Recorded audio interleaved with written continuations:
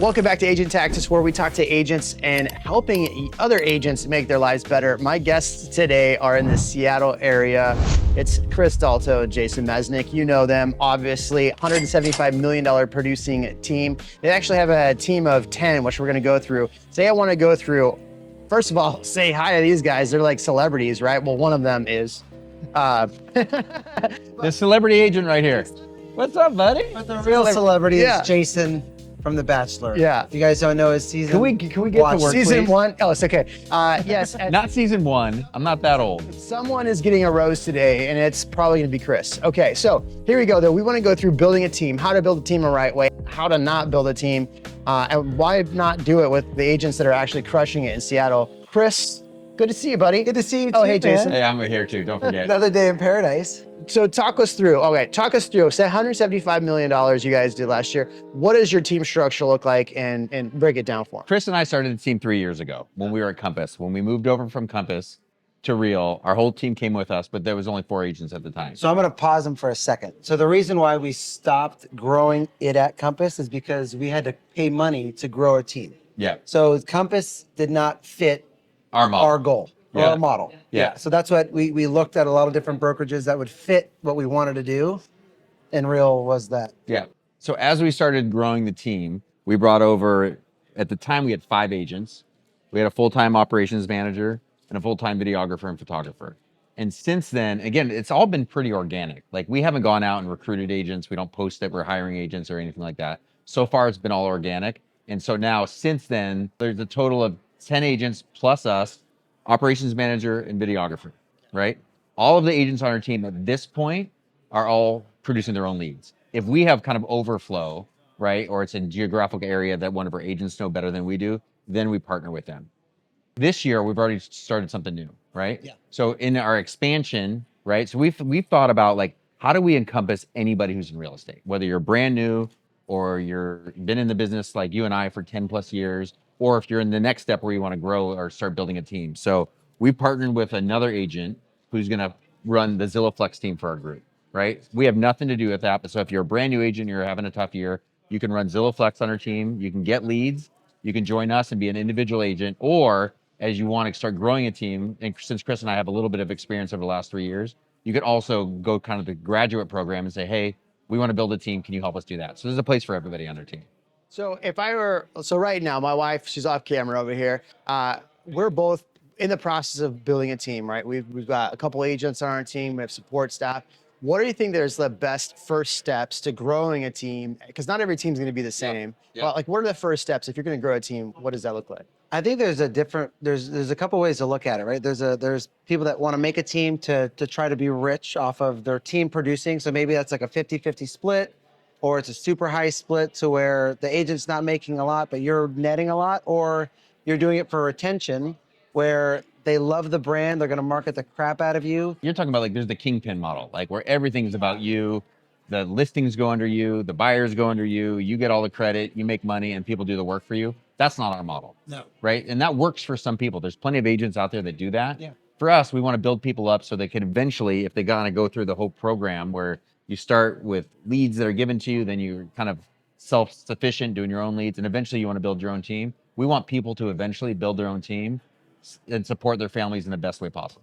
If I want to get to 10 agents, right? Like, where do I Where do you start? start? I think there's 2 places to start. One, if you already have so many leads coming in and you just need somebody to help you out, I think a buyer's agent's a great way to go, right? So that's the first. For me, it was a little bit different. For us, it was, hey, I think I probably could have ran with everything in my business, but, like, what things do I like doing and what do I not like doing, or what am I not that good at? Yeah. And organization, some of the paperwork stuff. So having an operations manager or an admin was the very first thing that I wanted to do. Even when I met Chris, it was like, okay, I have an admin. Chris is like, I'm doing all this stuff. I don't know what to do. How do I find somebody? I'm like, let's share an admin. Even before we were business partners, we shared an assistant. Such a nice guy. Well, but it was important for your business. It was. How did you find the assistant? Honestly, like, so this is my 4th assistant. We've been through a couple. So yeah, and I guess so if you're thinking about an assistant, I thought about it wrong very early on. Early on, I was like, That's true. if somebody comes in, my goal was, like, you come in as an assistant, you learn the business, you're there for a year and a half, then we hire somebody else and you train that person, and then that person goes to be an agent, and then we do the whole thing over and over. That was a terrible idea. Yeah. At the time, I thought it was a great idea. Yeah. Yeah. But so now we found, so where we found my current assistant, like people know us in our market, and my current assistant, I was getting ice cream with my family, and she was just finishing up school, and she's like, "Hey, you're a real estate agent in the area. Would you ever hire an assistant?" And I was like, "Yeah, but do me a favor, get your license, and then interview at a bunch of with a bunch of different real estate agents, and then come back to me if you still want to talk." A year later, she came back and she's like, "I've done everything you said. Like, can we sit down and talk?" And then we sat down and talked, and she became my assistant. And granted, it's harder when somebody's super green, right? They don't know anything about the business, but she has grown. She's our, like, we can't do anything without her. No, We were talking about, she's licensed, so she's writing contracts, she's doing marketing, she's helping us with onboarding with agents. Anything in our business, she is our backbone. Yeah.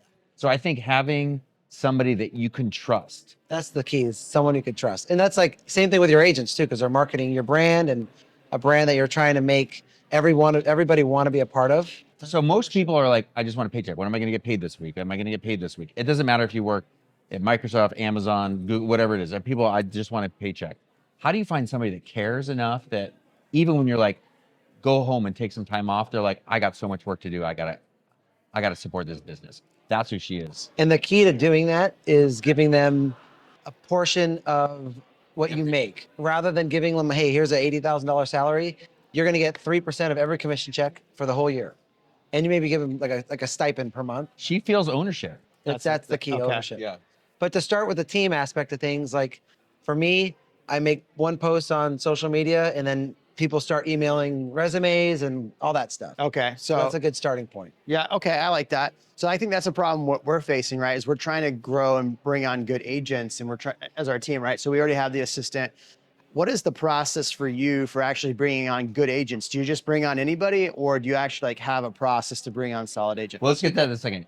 We have asked you for so much advice over the last couple of years. I love he's asking us for something. This is great. Tables are turned. Yeah. The first step is, so Chris and I will interview them. That's the first step. Was that Separate. Yeah, I mean, and I'll say, like, Chris and I are so similar in some ways, but almost polar opposites in our business. So I'll go in and I'm much more of like, how do I get to know them? Like, what? Cat's name? When did they graduate? Yeah, well, it's like, are they a And then I culture? got Like, in, what do you want for the house? But it's also like, what's a cultural fit? So that's what I'm looking for. Chris is looking at like the details of like, how much business do you do? Like, how are you going to get your business? What's I your like that. 5-year plan? What do you see yourself in a year? Do you want to build your own team? Do you want to make enough money and leave? When do you want to retire? Stuff like that. So we'll compare our notes there, and then we'll have our operations manager, Montana, interview them, and usually one other agent on the team interview them too, just for kind of the cultural Okay, fit. good. So we get more than one eyeball because, again, like we all make mistakes. Everybody who's ever hired anybody makes a mistake, and we're trying to alleviate some of that. How do you create good culture around your team too? Because like it's one thing to grow a team and have agents, but it's another to have them actually stay with you, right? I know like Real Broker, we have an amazing thing where if an agent comes on and joins you, right? And then they leave your team and go, they can stay at Real and you're obviously gonna continue to be part of them. But how do you get people to actually like want to stay? How do you create that culture? Because I think that's a problem a lot of people forget about, is having the actual culture where people want to be. Well, first of all, we're not perfect. No, no one is. He is. I'm still learning how to Oh, do that's it. very Do nice. okay. Thanks. But think about it. Like we have somebody on our team, and I'll let you talk about her, who has said to us, like, I love the team. I've been with you guys since day one, but I want to create a better culture. And so Ran, Oh yeah. think about think about that. Oh yeah. I mean, she was like a diehard like team person. She's like the perfect cultural fit, right? And then she's like, I want to build my own team. And I'm like, okay, well, we're gonna help you do that. Like, so she's someone that is kind of like the team mom.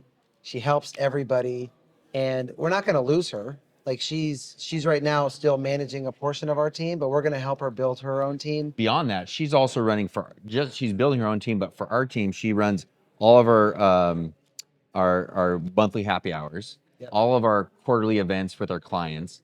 Like all of it, we have like quarterly morale events where we just get together. We're not talking work, whether it's like playing miniature golf or like golf simulator, like Happy golf hours. I don't want to say golf every time. Yeah, golf. Yeah. No, Is that your agents that you're getting together? Or is it like clients? Like agents? Just Just agents. agents. Yeah, but she's also setting up. We do have 2 to 3 events every year where it's like client events. But she's focused on the cultural fit for See, the and team. I think that's important too, because that's where it's tough. We were trying to run around and sell real estate, and we have sometimes, I know I forget to like, oh wait, we actually it's not always just about selling real estate. Yeah. Like the people that are in and around us when we're hiring them, it's like, do you really want to be around these people? Yeah. Right. It's Exactly. like, so if they're interviewing, I'm like, hey, look, I don't know that you're necessarily a fit to join my team at my team, but at Real, I would love to support you and be part of Real, right? Yeah, And I think that's where you kind of have to find the line of like, is this person going to make my life crazy, or can I help support them in a And I different think way? you got to figure out like, why do you want to build a team? Because like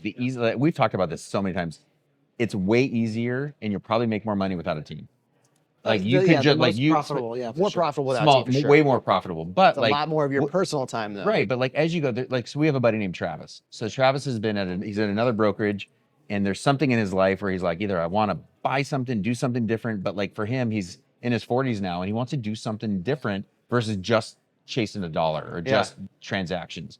So now he's kind of talking through like, how do I do that? So for us, like having a team is more about building something unique and different than just chasing a dollar. Yeah, exactly. I love that. So what advice would you give somebody? Like what advice would it be? Like, here's the mistakes I made. Avoid these mistakes. Can I go into my phone to list out all 999,000 mistakes? Don't hire just anyone. Yes. Like you have to think about like The cultural fit. Like Work if we ethic. wanted to, we could have a team of 100 right now, but that's not going to be like profitable. It'll cause drama. It'll be like a huge negative issue if you ended up going that route. We're pretty good at the one-on-one stuff, but we have an agent on our team who's been with another agent since day one. He loves training. Like his background out of college for a decade was personal training, and he loved that kind of thing. And he got into real estate, 7 years ago now? And he loves doing that. Like, does it matter how much he makes off it?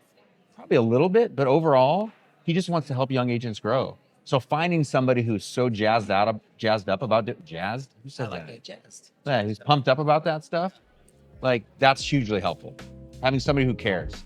Awesome. All right. So this has been great. Look, if you want to see the next conversation with them where we talk about their experience with Real and how they've actually grown with Real, stay tuned for that.